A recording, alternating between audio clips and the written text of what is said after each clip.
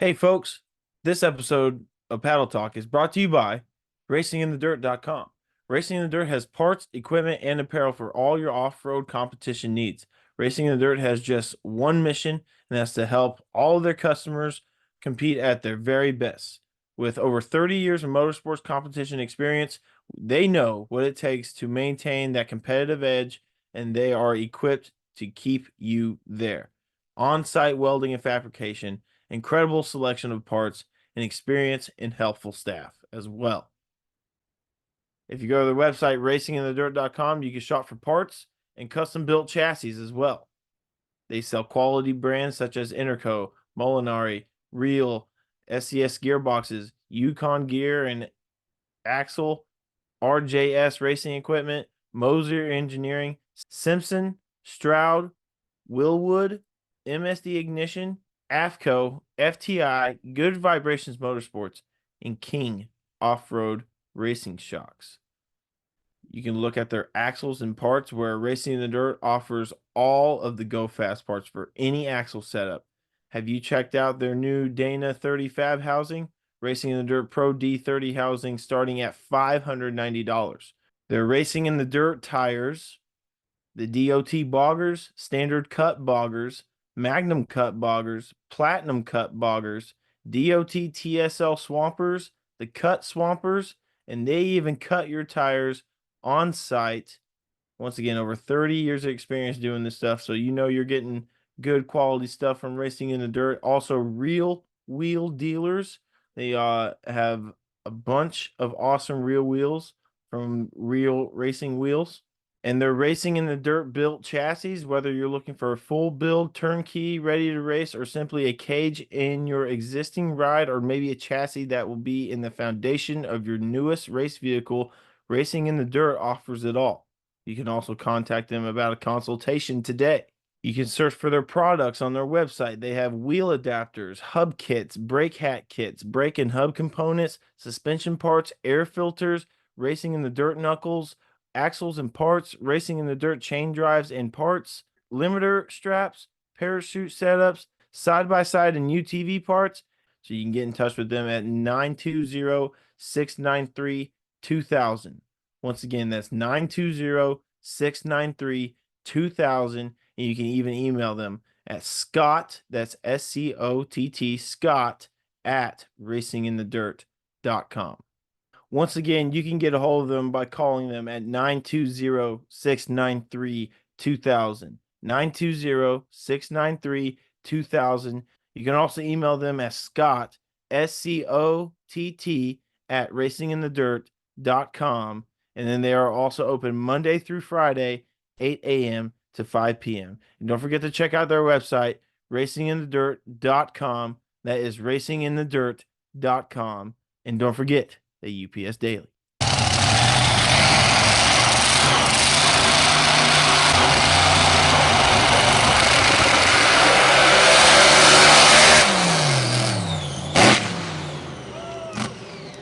Hey everyone, welcome to episode 44 of the Paddle Talk podcast. I am joined tonight by Damian Bowers and John Sword with producer Billy Teeters in the background, and we are talking all things Outlaw Series Finale from the Franklin County Four-Wheelers track in Brookville, Indiana. Gents, how are we doing tonight? Wonderful. Good. Wore out. Real good. Wore out. Yeah, that looked like a heck of a race. Yes. I was at home keeping up on the live stream and stuff. By the way, you just got to shout out to you three guys for doing a great job over the weekend, bringing us all kinds of good coverage. And if you missed it, you can go back on the WSDN Facebook page, catch some of those broadcasts, and check out the race coverage that came there. Special thanks to our friends at Racing in the Dirt for making that possible and really coming through for us. And, of course, the Outlaw Series itself for having us there. So, all right, guys. So, that being said, let's dive right into it. Big weekend, lots of championships on the line even. And let's get started. Friday night. So, Friday night classes, what do we have, guys? We had, yeah, go ahead, Damian. We had the 4.0 class, the 350 class, and the open bracket class. All three of them actually coming down pretty close to the wire when it came to points. And I believe I said I'd really like to see an Austin Bullock Terry Wise matchup somewhere in there. You almost got it. And we almost got it, didn't we? Yeah, Austin went out first round. Terry Wise was working his way through the bracket until he reached the wild hair, Ron Kersey. Ron just had that little Volkswagen dialed in mid to low 350s all night long. That is Ended a up cool getting- car. Yes, it is. Which one are you talking about? Sorry. I just Ron Wild Kersey's hair. wild hair. Yeah, that one was cool. The little That was sick. Volkswagen VR6. Yeah, Yeah, very cool to watch that.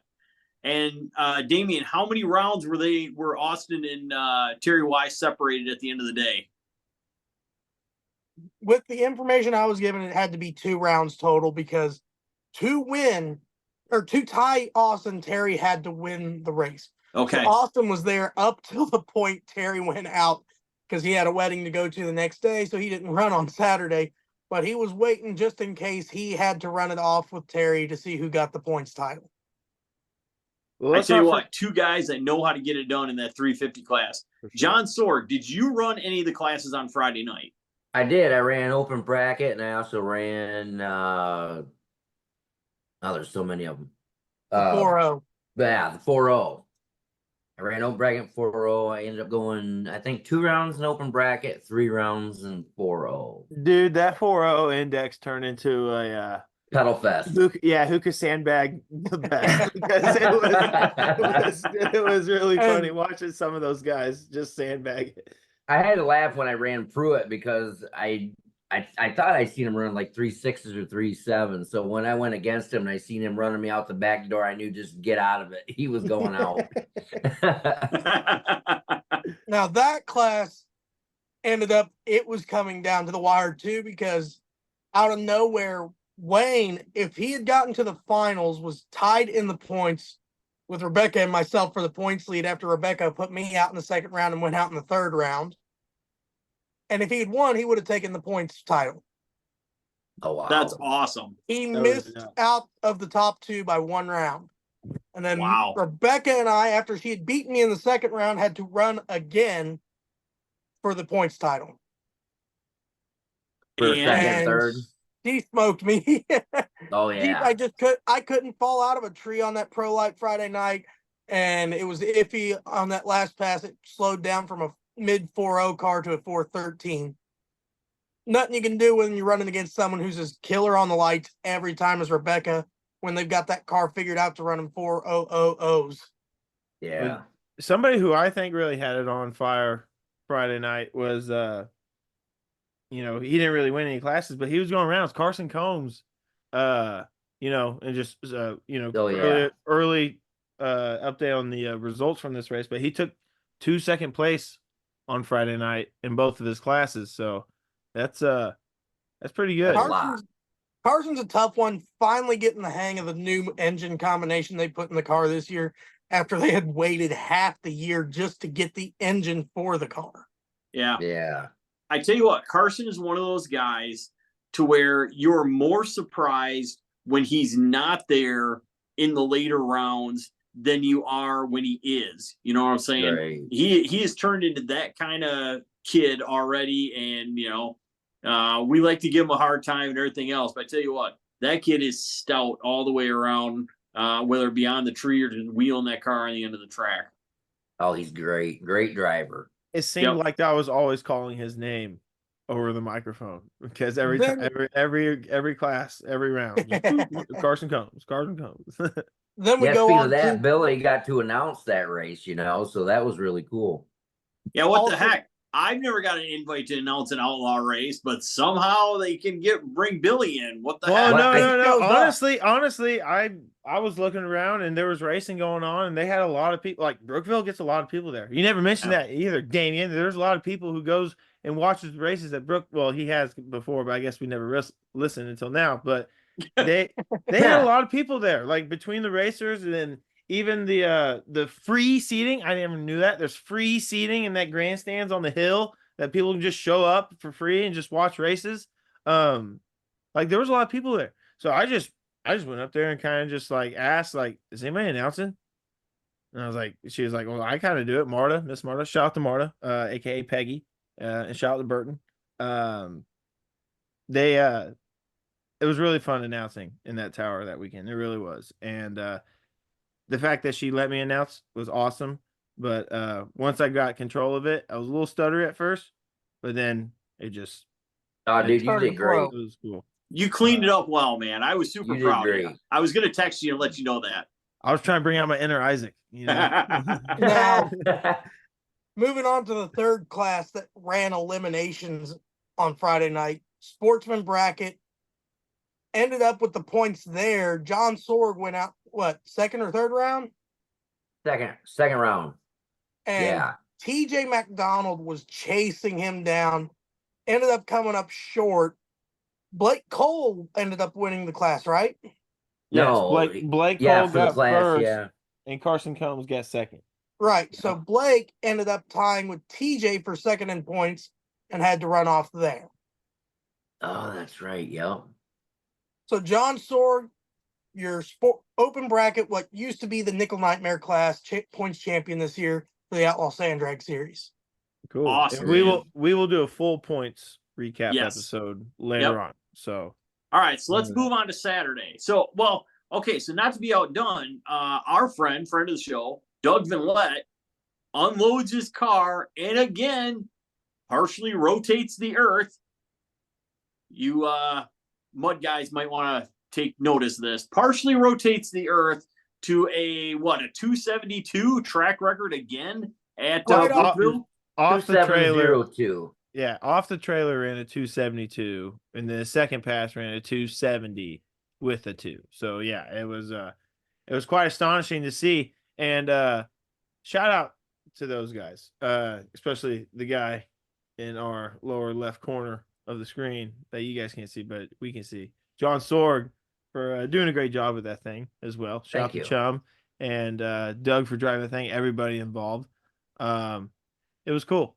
I also want to note that Rick Ensing actually got him on the mile per hour. I don't know if there is a mile per hour record, and many That I don't know. that you don't know. Rick's car goes out the back door hard. Yes, it does. That was awesome, and he ran his Rick's first pass off the trailer was like a 286 or something. Yes, that was his personal best, and then he did a 284, which is another personal best. Yeah, that was awesome. I tell you what, man, that is a big accomplishment because you look at the tracks. I mean, we're talking the track in Cleves at gravel. We're talking Brookville. We're talking West Michigan Sand Dragway, Silverback Off-Road Speedway. But those three tracks are very, very different. And to manage the clutch in both those cars, especially Doug's, and the power management, and to run those kind of numbers repeatable every time, that says a lot for Doug and you guys as a crew. So hats off. That's really, really impressive. And maybe this will shut down a little bit of the chatter out there that the 60s up at Silverback weren't legit. Because I tell you what, if that car can run that there and then turn around and run 70s in Brookville, that's no joke. And you know what's kind of even more impressive is that he breaks the track record on Friday, and then you jump to Saturday, and when the qualifying's all said and done, the crew and Doug, John, everybody, Chum, they qualified number 5 with a 298 with a 0. So they were able to slow it down to meet within the index pretty good to qualify well enough in the top 5 of the field. You know what I mean? So it was impressive to see. It was impressive to see. Let's go get this track record. Okay, let's go qualify now. It was just cool. It was really cool. That was fun. Yeah. And it's wild to see a TE field where a 3.0 isn't in the top 16. That's insane. What was the break? What was, if you were at 16 cars, do you know, Damian, what the break was? We have it posted on the page. Give me a second to pull up the same. Number 16 qualifier was Dennis Darling with a 318 with a 7. Okay. Oh, I thought it was faster than that. No, the top 5. Okay, so let's just go over this. Sure. The final qualifying order for King of the Outlaw, which is a 298.5 index, top eliminator where everybody else knows it as. And there was 22 of these things, dude. And it was, oh, dude. Isaac, I wish you were there. It was so dope. So I'm not gonna go through everybody, but the top 5 ran 290s and they were within the index. But what was really impressive, the top 2 spots, Rick Insing ended up your number 1 qualifier. He ran a 295 with a 6. Your number 2 qualifier, Pruitt Schultz, also ran a 295 with a 6. So we had to go to the mile per hour, which Rick Insing got by 104. He had 104.75 mile per hour to Pruitt Schultz 102.36. So, like John said, that thing screams out the back door, and it shows in the mile per hour. So, Adam Rowe 295 with a 7. So you had the top 3 ran 295 in a time 295 cool. index. That's fucking insane. All within 1,000. Yes. Yeah. Yeah. That's even crazier when you think about it. Russ Bailey was your number 4 qualifier, 297 with a 9. He beats out Doug Vinlett by 1,000 for the number 4 spot because Doug ran 298 with a 0. And then Cody Trice, Corey Gum, Jason Benson, Kathy Ellington, Jack Trainer all ran 3.0s from number 6 to number 10. Number 11 to number 16 all ran 3.1s. And then I'll just say 17, then the bottom half of the field kind of just struggled. Well, at first, Kyle Farwick went too fast. And then his last pass, he had some issues, but it was better than going too fast. So that's how he went from 22 to 21. And, man, I don't want to spoil anything yet, but you could talk about this 295 class all day because it was just so exciting. The variety of the cars you had in it as well. You start from the top of the list where you had a screw blown Alderd, a supercharged powered big block dragster, a Volkswagen powered dragster, another blown Alderd, another blown dragster, nitrous Alderd, nitrous dragster, pro charged Jeep. Like you just there's just so Volkswagen buggy. Small block naturally aspirated Alderds, just big block Alderds. There's just so much. There's so much stuff. There's so much stuff. I don't even know where you want to go next. Somebody asked me a question before I start rambling. I was just gonna say again with what you were saying with that Pro Charge Jeep. Shout out to Jason Benson with that Pro Charge Jeep. He beat the ET record, unfortunately not able to back it up. I'm surprised they didn't make another lick during the day on Saturday in qualifying. But he does take our A Sport Modified and A Sport Modified 4-wheel drive mile per hour records. Yes. But he did run a 3:08 with a 1. That was his qualifying time. He actually qualified number 8 out of the 22 car field. Yeah. That was impressive when he ran that pass. And I wasn't even expecting it, to be honest. Like I was just like, yeah, this thing's awesome. Whoa. Shit. Oh yeah, that thing. It's amazing and awesome to see that class in our records really taking off the way it has. They're basically becoming short wheelbase top eliminator cars. Jason's showing why the wheelbase is such a hindrance though in the shutdown there, because that 308 pass, he had his handful on the big end. Yes, I don't know how he saved it. From my angle, he was done.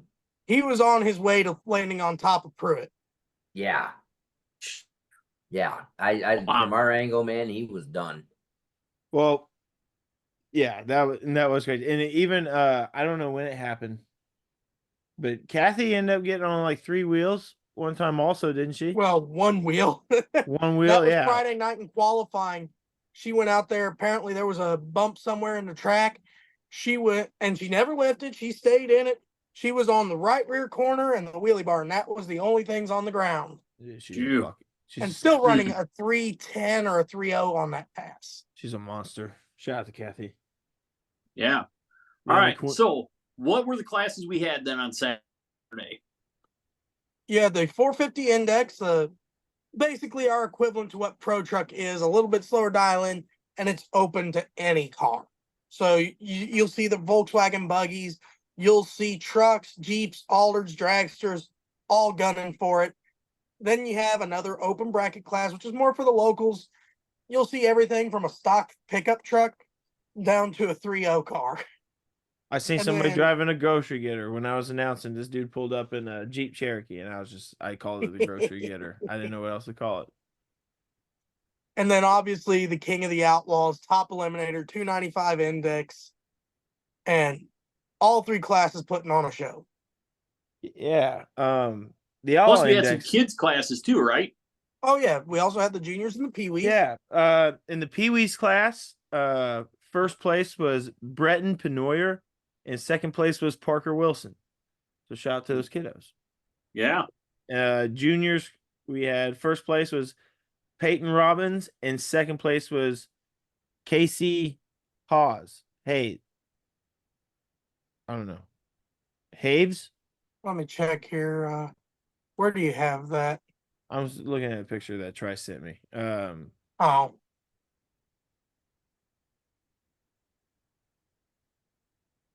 Yeah, shout out to Casey. Funny story about Peyton, real quick. She was hanging out in the tower and talking to Burton, and shout out to Peyton. She's funny. And she ran up on Damian while he was sleeping and took a picture of him when he fell asleep in his side by side. You know that, Damian? no, I didn't know that. Oh well, it got late there. I needed a nap. Oh, dude, Yeah. that dude was just laid back. It was so funny. I need to find that picture and I'll put it in here or something. I was gonna say this would be a really good spot to insert the picture mean, when it has come to due. I mean, there are videos of me sitting in the Jeep in staging, flat out snoring. So, I woke you up when you were taking a nap in the staging lanes on Saturday. yeah, Oh, those are planned naps, so I don't snap on the starting line. Get it out of the way before you go up there, right? Exactly. That's right. That's Ain't right. nothing more comfortable than being strapped into the race car. Oh yeah, but yeah, shout out to shout out to the kids. The Outlaw Index, which was the 450 index Damian was talking about. First place was Logan Blades, and second place was Pat Uriga. Damian, Good, tell us about the vehicles. good. Finally seeing Pat and Logan, both of them. They've been struggling to figure their cars out. Logan, for the past couple of years since they bought that Dreher chassis and changed it to a turbo LS, they've been chasing that combo, and they're finally starting to get it to where it's consistent. It's a single turbo. I believe it's a 5.3 LS, and they are finally starting to get to where they're happy with it. Pat Uriga, that dragster has lived a life to get to where it's at, because that is the car Ricky Thorpe was building that had the blower motor. Oh, And Pat Uriga is a friend of ours. He used to run around down this area. He used to be a big NMRO mud racer throughout the early 2000s. His family had a couple of cars, had a 470 odd inch nitrous injected small block Chevrolet Alder that they ran for years. ooh. And then he brought his pro stock, or well, Renegade, or whatever you want to call it at the time, class S10 that he ran for years. Small block Chevy, run consistent 450s on boggers. And now he's got this naturally aspirated big block Chevrolet ultralight dragster, and it's knocking on the doors of consistent 350s. Oh yeah, dude. Nice. It was 360 all the time, every pass. He Just dialed knocking either on that door, 360 or wasn't it? 363. Yeah, he was very consistent with it. And then the sportsman bracket class, after he struggled on Friday to get a win, he finally did it. Carson Combs takes the win in the sportsman bracket over Corey Meyer. And Corey Myers. Myers. It says Meyer here. Okay, Corey Myers. I knew it. Yeah. Corey Myers got second to Carson Combs. So that was cool to see. Like I said, it just seemed like I was calling Carson's name all the time. Yeah, for sure. Oh, yeah. And Carson has that very interesting dragster, the suspended dragster to Isaac. The suspended dragster. Absolutely. Yeah, it's got suspension in the front. It's got one big shock on the back. It's very interesting. car started out as a normal 250-inch dragster when a previous owner had it. And it was basically, he chopped the front of it off to fit in his garage, is why it's as short as it is. That's awesome. Love it. That's amazing. It's the greatest thing I ever heard. And then Corey Meyer has that beautiful truck too. It's Oh, yeah. Myers. It's Myers with an Whatever. Corey Okay, Myers. it says Meyer on the picture that he sent. Look at, look at, look at. It says Corey right here on his Meyer. Facebook, his personal Facebook. Yeah. It says Myers. Oh, good job, John. You can do some investigating. Fact checking. Fact check. Yeah. I fact checked your ass. Gosh. But Corey, Anyway. after the year they had last year, it's great to see him finally starting to go rounds. Last year, they couldn't buy a race because that truck, it would run great one pass. The next time they let go of the button, it'd just fall on its face. Yeah. And they could not get it figured out. I'm so happy to see them starting to get that program worked out, because Corey was always one you'd see again and again and again in the top 5 everywhere he went. Yep.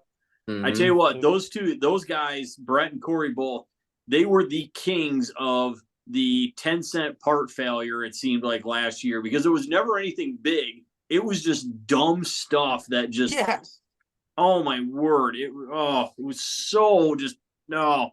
Yeah, you felt so bad for him every time. It was just like, hey, that kind of thing. But yeah, great to see him going rounds this weekend. And the truck looked fantastic. The one picture I saw, that thing was showing off the oil pan. Dude, that's full-size pickup. I mean, that's impressive. Yeah, for sure. Nice For thing sure. about Brookville is there's a lot of them full-size trucks that'll send it up in the air. Absolutely. So, So all right. So, we've saved the best or the biggest or whatever we want to call it for last, and that is the King of the Outlaws. So, let's do some walk by round. So we had 22 cars, which meant we had how many buys in the first round? So It was- I don't remember how many buys they had, but they did not run the buy runs. Okay, Damian knows. He must have. Yeah. They had 6 pairs, so they ended up having Right. 10 cars buy into the second round. Those 6 pairs racing for the bottom 6 positions in the ladder. Yep. So I don't really know where we want to start, but let's just skip right to the semifinals. That'd probably be easiest. Sure. I don't remember, who did Kathy run in the semis? Jason Benson. And the semis? In the semifinals? Are you talking about 6? Oh, you're talking about Final 8, aren't you? Final Give me a 4. second to pull up the ladder here. Oh, Final Final four. 4? Final 4 top Okay, so eliminator. Kathy ran Doug Vinlett in the Final 4. Right. Yeah. Okay. You're right. Okay. Yep. And all of us back at the trailers talking about it were, if anyone was going to beat Doug, it was going to be Kathy on the tree, because of the fact, hey, that's a clutch car. They don't exactly leave the best. Kathy is one of the best levers on a pro tree in the sand. Yep. Anywhere you go. And she was going to run a 3-0, and she was going to push Doug to either break out or he wasn't going to make a fast enough pass. And he didn't make a fast enough pass to get around Kathy. Yeah. Not sure what happened with Doug. The parachute came out early, I think. Yeah, the parachute came out about 100 foot. I think it rattled out. Oh, well, But they'll hinder you a little bit, but Better too early than not at all.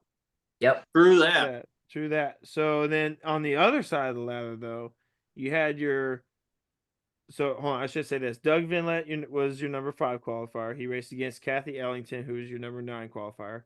Kathy getting the win over Doug, and then the other semifinal race was number 2 qualifier Pruitt Schultz and number 22 qualifier Jim Lancour, and Which, mad props to them getting that thing to go down the track after all those runs in qualifying. yeah, and they struggled in qualifying. They were the bottom qualifier, literally the bottom qualifier, and then fought all their way to where they did. And I don't remember exactly what happened in the semifinals. He either went towards the guardrail, had to get out of it, or it's just something. I don't remember. He had slowed down to a 320, and Pruitt, just like clockwork, every friggin' pass busting off a 290. Yeah, he was. I don't remember what he ran in the semifinals. I remember he ran in the finals though. But yeah, Pruitt was on the money, on the tree all night. He was virtually unstoppable. And Well, if you're going to put a name like Duhast on the side of your car, then you better be ready to put some work in and get that thing moving. And they were probably hating on that car a little bit throughout the day. Dude, and I will say this: whenever Adam Rose tuning on a Volkswagen, you always got a chance. Like, Yep. Adam's a killer tuner when it comes to the Volkswagens. If in the quarters he red lit against Jim, and he ran like a 291, and Jim. Oh, that's when Jim had to get out of it and go towards the guardrail because he went towards the guardrail and stuff. So in the finals, it was Kathy Ellington and Pruitt Schultz, and Pruitt Schultz ended up taking the win. Kathy went red. I remember that. I do not remember what her ET was, but she went red, and then Well, I say it was a 303, but I'm not sure. I don't know. You might be. I don't know. You might be right, but I do know that Pruitt ran like a 297 in the final. So yeah. And according to his dad, Wade, he had his worst reaction time of the day in the final. So, but honestly, dude, first of all, shout out to Kathy Ellington and Mike for pushing that thing to where it did to get to the finals of that tough field. I mean, not only was it 22 cars, it was 22 competitive vehicles. Yeah. Like, literally, when you think about it, it was like, I mean, I know where you qualify matters, but at the end of the day, any one of them guys could win that thing. And Jim Lancour almost proved that. And dude, it was just shout out to Kathy, shout out to Mike. As Damian said, Kathy was a killer on the tree all night. But I've said this once, and I'm about to say it public. Wade Schultz is the best tuner in the country, and Pruitt might be the best driver in the country, in top eliminator class in the country. It's just they've done it everywhere, and kudos to those guys. Hats off to them. They already said they're going to run the whole Outlaw series next year as well. So nice. Damian, you're going to see a lot more of those guys. Definitely looking forward to it and seeing them see if they can wrangle that crown away from Adam Rowe. Kind of a spoiler for the points talk. No kidding. It's going to be interesting. And then, like you said, to see, I mean, one of the best drivers, one of the best tuners equals, probably a really good and strong combination for next year. That's for damn sure. Yeah, and it helps when it's that father-son duo too, because they showed up with just them, with just Wade and Pruitt. And here's a crazy fact. That car that Pruitt won top eliminator with this weekend has a cracked cylinder in it, and it's had a cracked cylinder in it for 5 years. Oh God! And they just ran it, and I might have to cut that out, but I don't know. But it's really awesome to see those guys do what they do and travel so far and get it done. It was really awesome to see it. Very much so. Yeah. Yeah. All right. So that pretty much puts a wrap on our coverage of the Outlaw Series finale. What's that, John? Aren't we doing the what stood out to you at the end? I was getting there, man. Hold your horses. Red light for John Sword. Dang it. John. He gets muted for 30 seconds. Red light this weekend. I could have used the red light. Muted. John's getting muted. All right. So, guys, and John brought it up, and we were headed in that direction. I want you all to pick one thing. Let's try to keep it short, but one thing that stood out for you, maybe that we haven't even talked about this weekend yet. So start with John. Yeah, let's start with John. Johnny, give us your one thing, man. Well, you already hit on it. I'm not going to spend much time on it, but Jimmy Lancour stood out. Number 22 qualifier, comes out of nowhere. And I'm telling you, the run of the night in my mind was him and Cody Trice, because I don't think anybody's seen that coming. I'm sorry. But Jimmy was not going anywhere all day long for in a hurry, and then he busts out a 298 to a 3-0 and takes the win. My Wow. jaw dropped. Jimmy did one hell of a job getting that thing turned around to be able to do that and come from number 22. Yeah, shout out to Jimmy and the crew. That was Absolutely, insane. man. That was pretty epic. I tell you what, nobody can ever question the work ethic of four-cylinder guys. You got to admit. They No, busted man. their ass, and No, it paid man. off.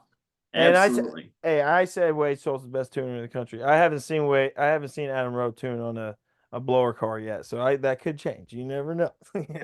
We got to put Wade on a Volkswagen. Maybe we'll switch him for a weekend on teams. Yeah. Oh man, you never know. They could both probably do really well. Who knows? I probably. Yeah. Well, I All think right. I think the thing that stood out to me the most was I think just how close the racing was. Just from the whole weekend as a whole. I've always heard Damian say on here like it's close racing. They always post about it, blah blah blah. But whenever I seen it in person, right?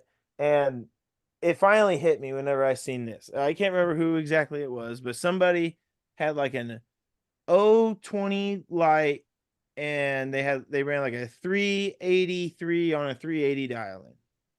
And they lost because their opponent had like a 006 reaction time and read dead on their dial in.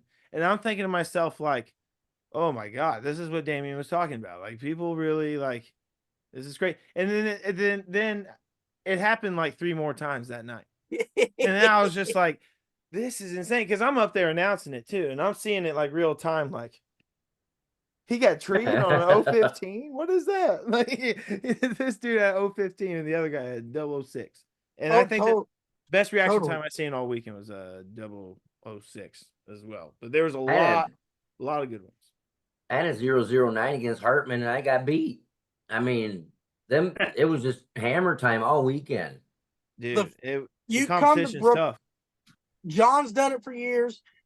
You get guys like you, John, Matt Peel, and the likes of Tom Hartman, who really are kind of dominant drivers up there in Michigan.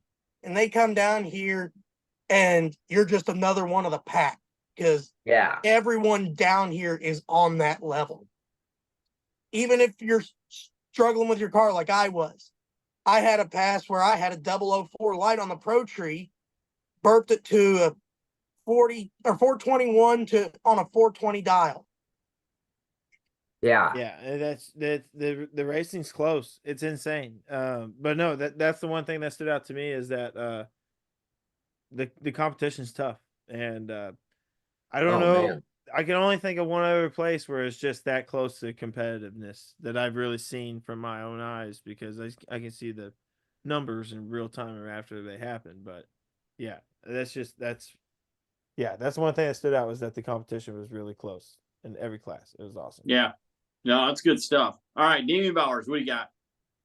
The biggest thing for me is seeing the guys that all the different places the people came from. We had racers from all over the country, really, as far west as Texas, out from West Virginia, Michigan, Kentucky, you named it. And everyone was going after it. My favorite ones watching Benson and Vanderwall with the Hysteria truck. Their main goal, really, coming here to get data. Benson, he was trying for a record, obviously. Ended up getting the mile per hour side and wasn't able to back up the ET. But they're going to be coming back here in October for the race for this class is for. But they ain't going to be in my class. But they're coming in October 12th for the Texas Mud Trags. And they have something nobody else in their class, the Open Door Slammers class, has. And that's data on the track. Yep. Very, very good point and very well thought out. So, yes, Billy Teeters. I got one more thing. Shout out to Wayne Gunner. It was his birthday over the weekend, and I love you, Wayne. I love you, Sandra. I just had to say that. Oh, shout out to Glenna Trice for hooking me up with more Geta. And did you get to take some home with you? Thank you, Marta and Anthony Ball for letting me announce. Yeah, I think If there's anybody I missed, I'm sorry. Yeah. There's probably a Weekend. lot, but there Yeah. was so many people had their hands in putting that race on. Ben Harrison Excavating, doing a great job in Yeah. chasing the level on that track, because dirt, clay, as anyone who's raced at Brookville knows, that Dude. track will develop a hump you can't physically see, and it'll send your ass airborne. And Dude, Ben worked his ass off. The track prep was a lot longer than I anticipated, but it was consistent. So as long, I mean, the racers didn't seem to have a problem with it, and the track was, like I said, consistent. So it worked out. But one more shout out. Shout out to Doug Vinlet for feeding me. Shout out to John Van Vielen. And yeah, shout out to Short because we camped together. So You got it, brother. shout out to Damian. He looks great in his WSD shirt. He looked fantastic. You should have seen it, Isaac. Well, I'll give it this. I think Mike Ellington said it best today that I saw. He said, this is going to be one of those races that goes down that everybody's going to talk about for a long time after it. And it looked awesome. The coverage was great. You guys did fantastic. I really enjoyed what I could see here from home. And yeah, that was awesome. Shout out Racing in the Dirt for sponsoring coverage.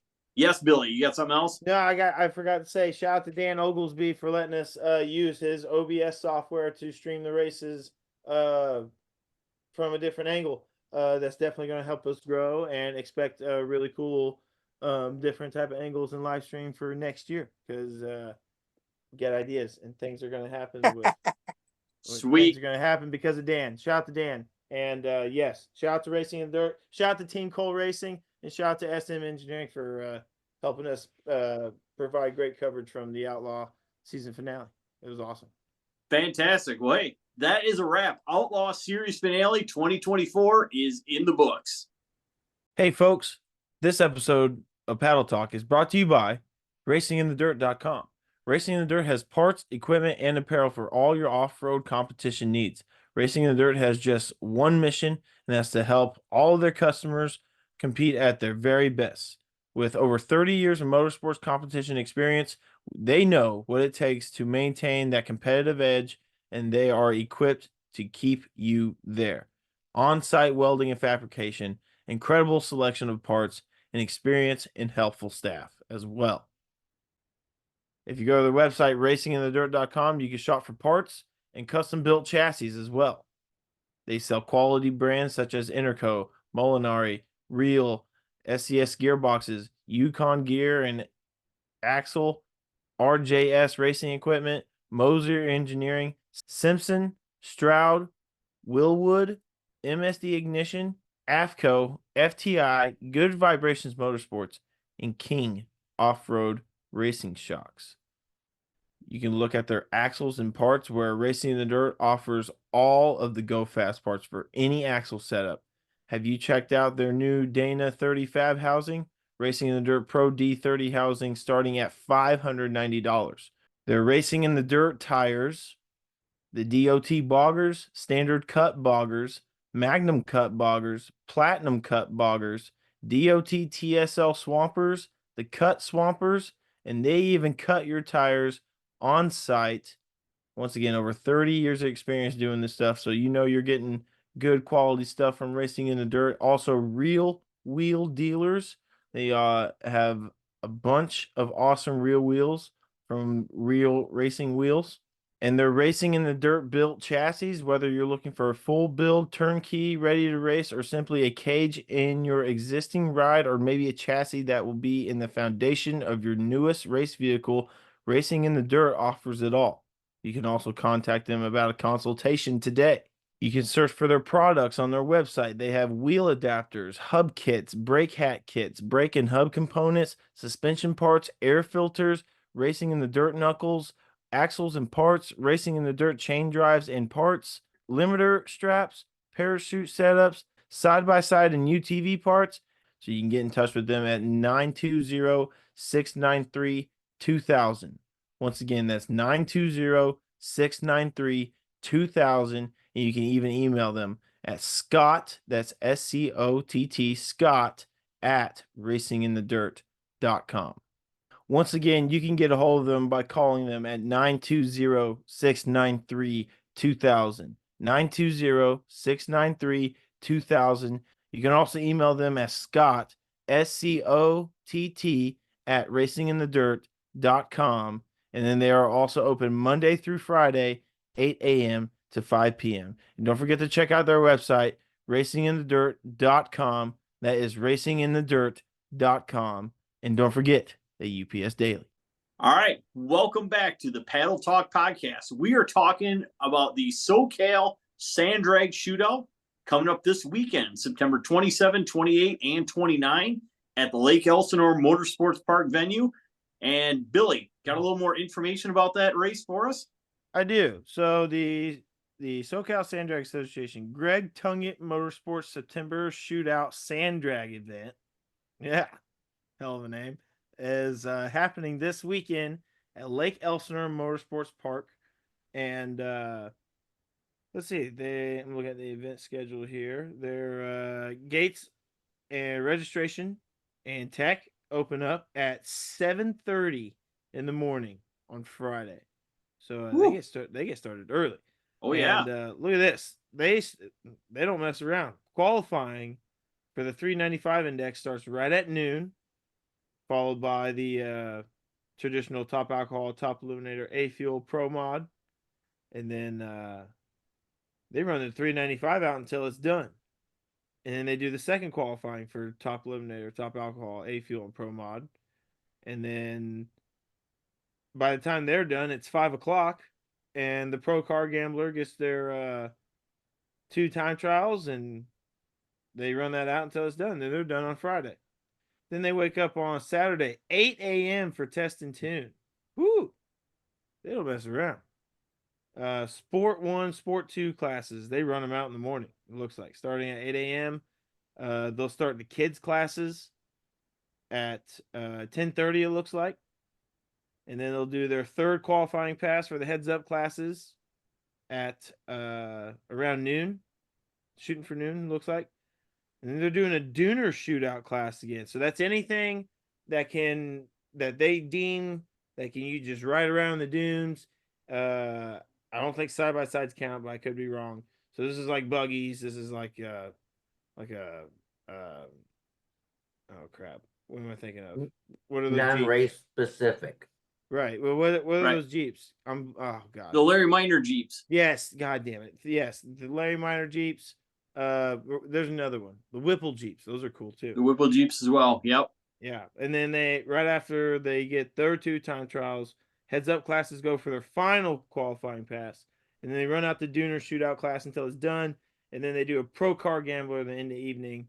And I don't know the rules about all that, but I think it's just an open bracket with a pro light, which is just crazy that people do that. But hey, they're competitive and they do that. So Sunday they wake up at 9 a.m. do the kids classes, all the kids classes, and they have like the kids ATV, junior dragster, and I don't know. They have a few kids classes. They got a variety, which is cool. And then they do the first round of the heads up classes, and they run out Pro 1, Pro 2, and Pro 3, and the heads up classes on Sunday, excuse me. And then that's their race weekend. So they get started pretty early because they look to end pretty early because on each night of the schedule, I mean, Sunday they plan on being done by, it looks like 5 p.m. or just a little later. So, yeah. And then, yeah, well, yeah, that's really all I got. So, I know they're looking forward to have a good turnout. Still no ATVs, but I think the top illuminator class will be pretty exciting. I think it'll be big because it's the fall. People had the whole summer to get ready for this race, and we'll see what this 295 class has to behold. And everybody kind of feels, small right now after the 22 car turnout in Indiana. So everybody's like, "Oh my God, that's the milestone now. We gotta." I don't know. Maybe everybody might be thinking that, but yeah. it's going to be a good race regardless. I know the pro car classes, the sportsman classes, all usually have good turnouts, so that won't be a problem to have fun with. And I know Damian, or not Damian, Damian's right there. Caleb will get there Friday after work, and he's not here because he's not feeling the best.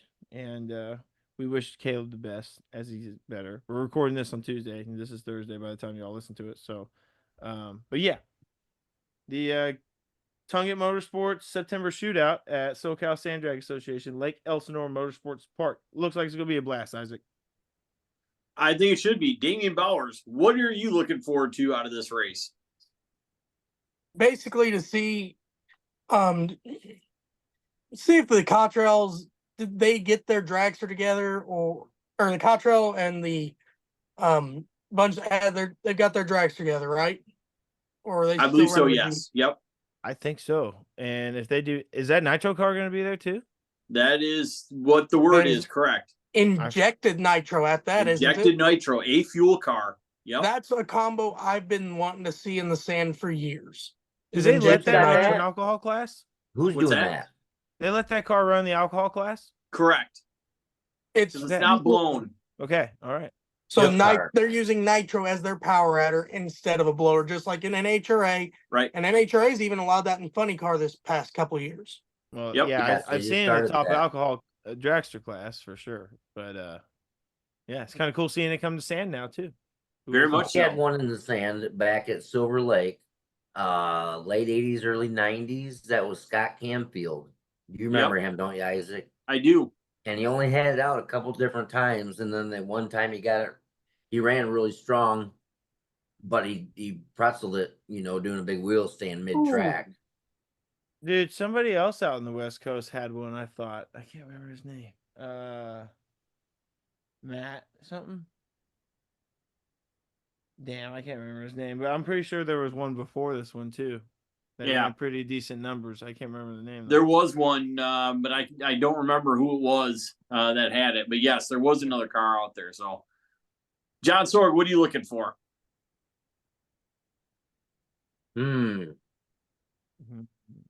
Pass. Well, you can't.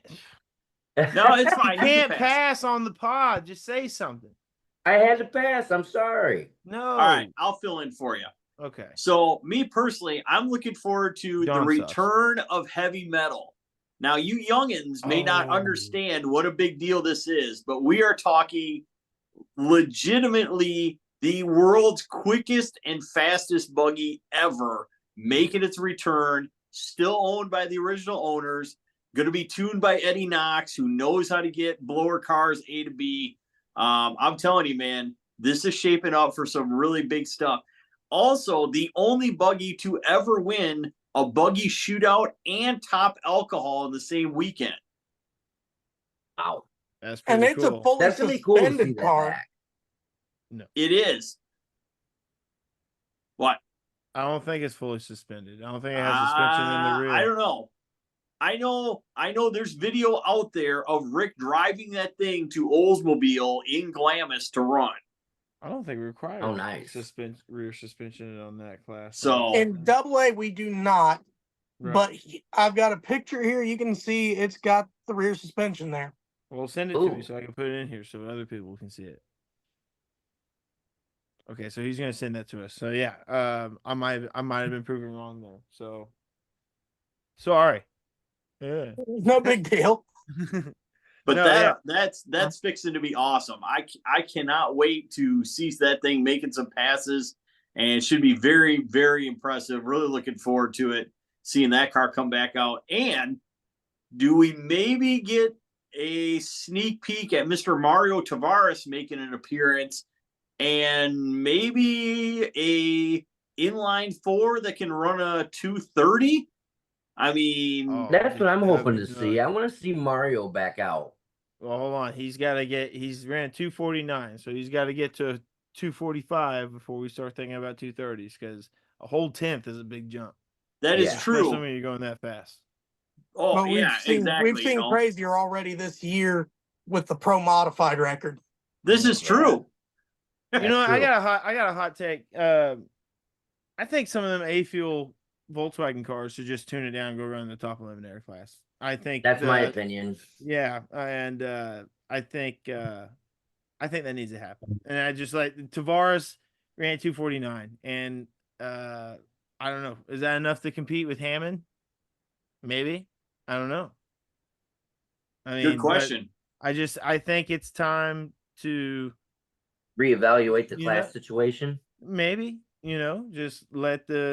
just grow one class or so, unless you can get enough cars to run A fuel or something. I don't know. I I don't. think you need heads up in 295 is my opinion, but then a couple alternate heads up, like we do special events like for trucks or alders or Yeah, maybe not you running know. every race or Right, something like that. I don't know, but they only race like 3 times a year, also. So right. Also true. maybe So we're thinking about it too much here. But I that's remember when we right. first started going out west back in the, late 90s or mid 90s or whatever it was when I was going out there. And when we showed up with a Volkswagen car, we were running top fuel. I mean, we were running 2.8s, running Keith Longero and John McCone and all these other guys running full blown top fuel operations. And we were competitive. We got to the semifinals a couple times, but and there was 32 cars going out there to run the 16 car field on Sunday. Uh, what does it take to get a class back to that? I mean, we just need one nice big heads up class to go back to that, like top alcohol. Get yeah, everybody funneled into top alcohol, and the rest of you go into 295. I don't know what it looks like, but that's kind of the standard over here, and it works really well. yeah. No, that's true. So, but yeah, yeah. Those 4-cylinder guys are impressive, but it's all about how many cars you can get to a class two. I mean, even top alcohol on the West Coast is not what top alcohol used to be 15 years ago out there. So, No, but all right. Well, hey, either way though, it's going to be a great race. Hopefully their weather holds. That is a track out there that can hold the horsepower, and definitely, if people are going to put up a number, that's a really, really good place to do it. So looking forward to it. The return of heavy metal. I mean, what's there not to epic. like, there in September? So Yeah, numbers are going to be lowered, I feel like. I would agree. I would agree. So, all right. So that's our preview. SoCal Sand Drags, Lake Elsinore Motorsports Park this weekend.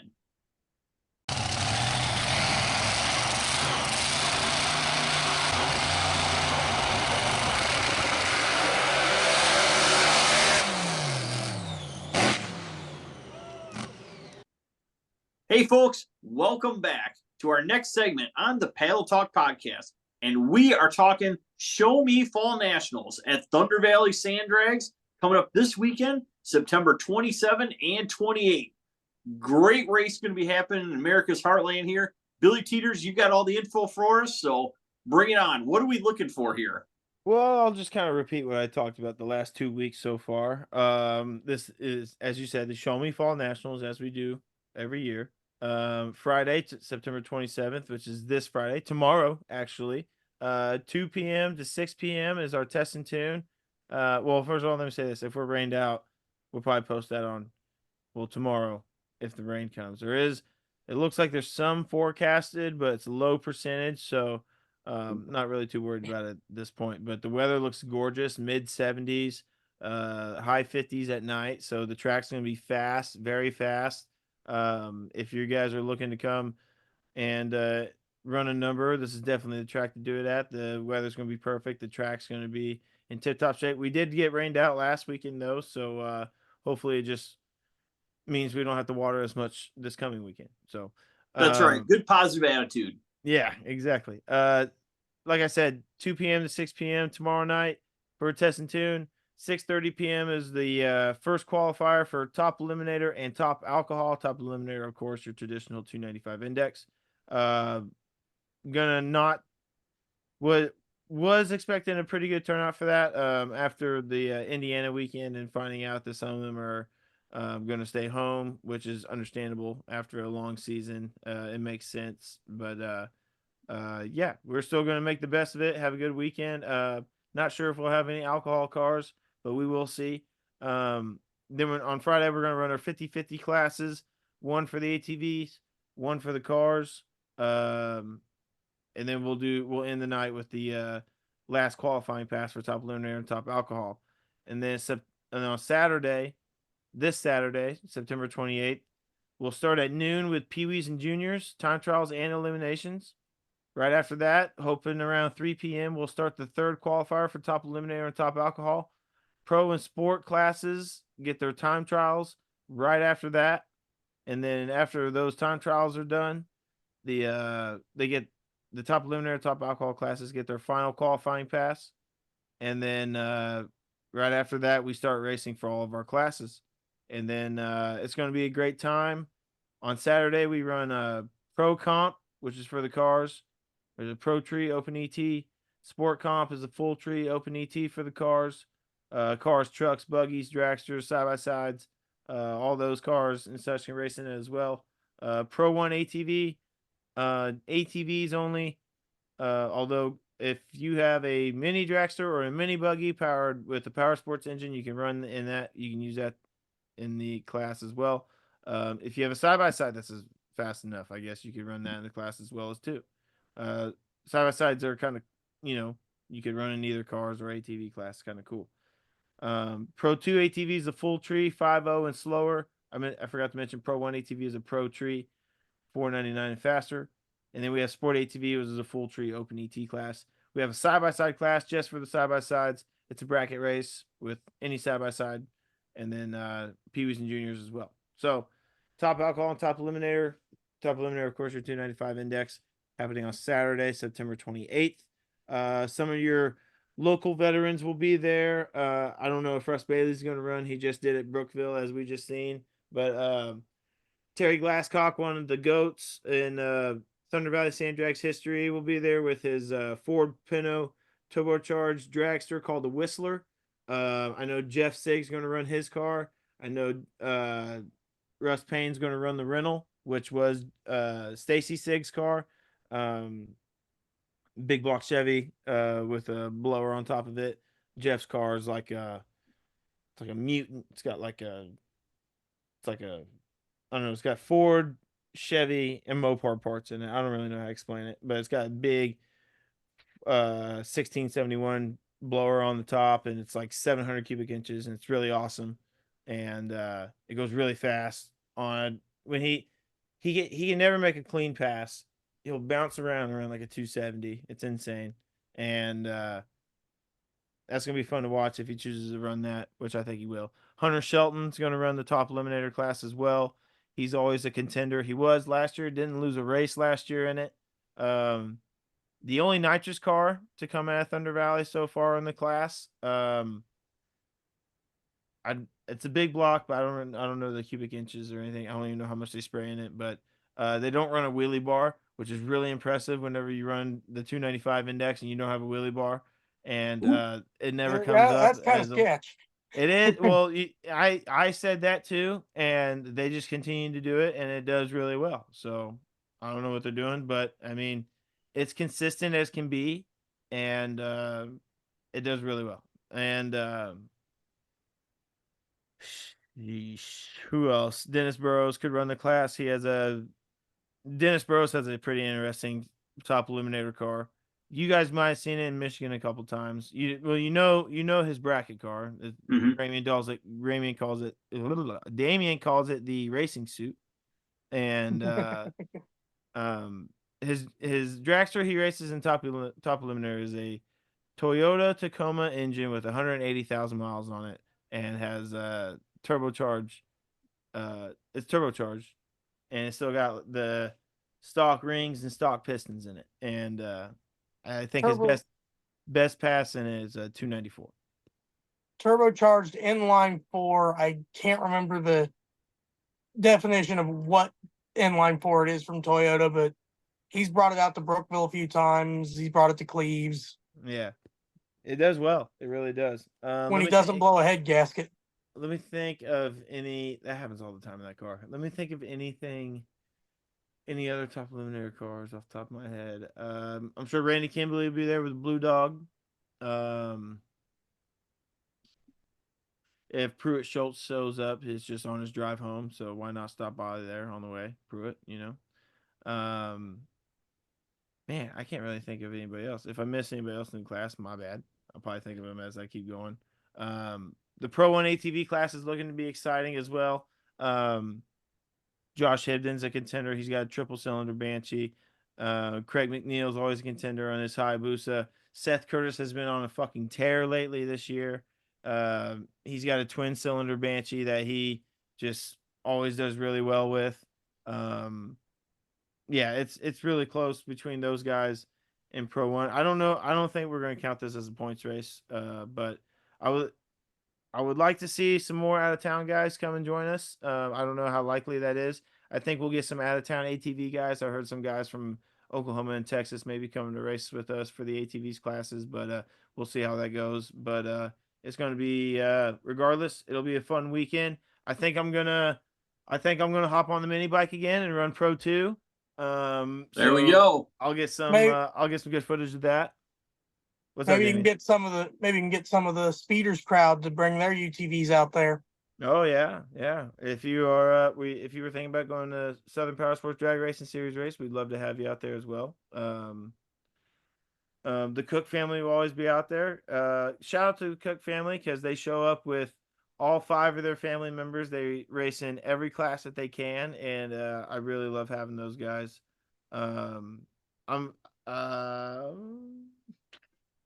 anyway, I'm excited to go and just send some vehicles down the track. Hopefully the weather stays away and we can have a good race. Don't Yeah, get that's bucked right. by your mini bike, Billy. I'm gonna ride the shit out of it. Not like you, Damian. Yeah. All right. So that is our Thunder Valley Show Me Fall Nationals preview.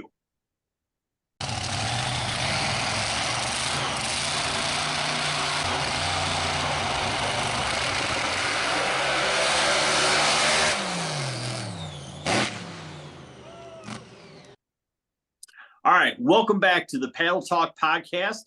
And now we're going to move into maybe kind of some downer news that we've got the Speeders race. That's Southern Powersports Drag Racing Series.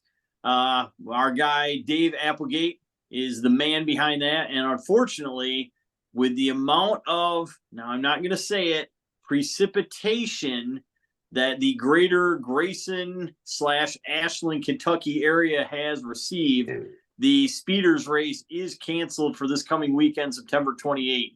Kind of a bum deal. I was really looking forward to getting down there. Yeah, so that was kind of a bummer. Hey, real quick, Isaac. Dave wanted to mention that the Speeders race in Southern Georgia Motorsports Park, November 14th and 16th, will have a guaranteed payout of $15,000. The flyer schedule will go out soon, and they're trying to get more sponsorship money to go towards a full-size class as well. So that's pretty cool to see. Guys, Damian, shall we say, a little bit of precip in your neck of the woods as well. We are keeping an eye on things at the IOK grounds in Cleves as well. Yeah, unfortunately, there was a incident with a rail car today. Has a styrene chemical leak. Really nasty stuff. They actually closed down the Kroger right there across the street, evacuated it. There's a 2-mile area around this incident where they are evacuating people. So unsure what's going to happen with the race this weekend. Keep your eye on our Facebook page. Keep your eye on Gravelrama's page. Keep your eye on Sand Drag Central and the like if you're interested in coming to that race, because there's a very good possibility they will not be able to host this race this weekend. Styrene, a really bad carcinogen, messes with your lungs, messes with your organs, messes with your neurological system. So who knows what's going on? And we've got a few racers that are fire crew in that area that were first responders. So prayers to them that they get out of this healthily with no issues to their systems.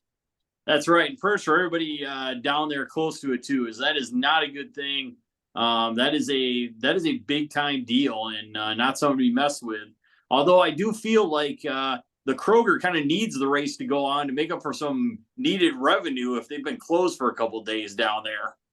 Well, it just happened on Tuesday. Yeah. So who knows how long this is going to take. Yeah, absolutely. And some of that stuff, they're actually probably better off just letting it kind of burn out and burn itself out than try to mess with putting it out. So hopefully everybody's okay down there. And thoughts and prayers go out to everybody affected by that. And yeah, hopefully we have a good resolution there. But big picture, keep an eye out on the Gravelrama Facebook page, and they will be updating it as they have news. But for right now, things not looking so good. So at this point. Definitely. And to be fair, we've had a pretty good summer as far as racing goes. We're into the last week of September, and we still have a fair amount of racing going on out there. So, not really surprised. I mean, you get this late in the year, let's face it, we all know you get after Labor Day, and it's kind of a crapshoot when it comes to the weather and the kind of racing we like to do. So, Oh, definitely. October's got 2 races down at Franklin County the first weekend of October, and then the Texas Mud Drags.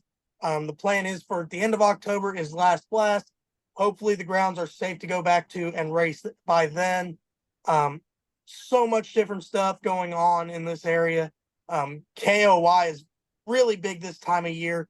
I know they've got their North versus South coming up in November. that's true. That is 100% true. So, and they always seem to add a couple races. It happens every year. Some fair races on the weekend and stuff coming up. So keep an eye on their Facebook page and website as well. So, all right. So that's what we've got. Some unfortunate updates on a couple of races, but trying to keep everybody on the same page and updated. So that's what we have for our local race update for this episode. Hey, folks, this episode of Paddle Talk is brought to you by RacingInTheDirt.com. Racing in the Dirt has parts, equipment, and apparel for all your off-road competition needs. Racing in the Dirt has just one mission, and that's to help all of their customers compete at their very best. With over 30 years of motorsports competition experience, they know what it takes to maintain that competitive edge, and they are equipped to keep you there. On-site welding and fabrication, incredible selection of parts, and experience and helpful staff as well. If you go to their website, racinginthedirt.com, you can shop for parts and custom-built chassis as well. They sell quality brands such as Interco, Molinari, Reel, SCS gearboxes, Yukon gear and axle, RJS racing equipment, Moser Engineering, Simpson, Stroud, Willwood, MSD Ignition, AFCO, FTI, Good Vibrations Motorsports, and King Off-Road Racing Shocks. You can look at their axles and parts, where Racing in the Dirt offers all of the Go Fast parts for any axle setup. Have you checked out their new Dana 30 Fab housing? Racing in the Dirt Pro D30 housing starting at $590. Their Racing in the Dirt tires, the DOT boggers, standard cut boggers, Magnum cut boggers, platinum cut boggers, DOT TSL swampers, the cut swampers, and they even cut your tires on site. Once again, over 30 years of experience doing this stuff, so you know you're getting good quality stuff from Racing in the Dirt. Also, Real Wheel dealers. They have a bunch of awesome real wheels from Real Racing Wheels. And they're Racing in the Dirt built chassis, whether you're looking for a full build, turnkey, ready to race, or simply a cage in your existing ride, or maybe a chassis that will be in the foundation of your newest race vehicle. Racing in the Dirt offers it all. You can also contact them about a consultation today.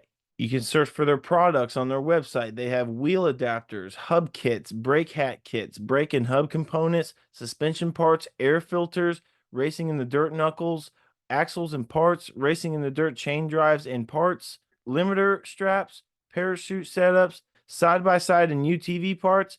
So you can get in touch with them at 920-693-2000. Once again, that's 920-693-2000. And you can even email them at Scott, that's SCOTT, Scott at racinginthedirt.com.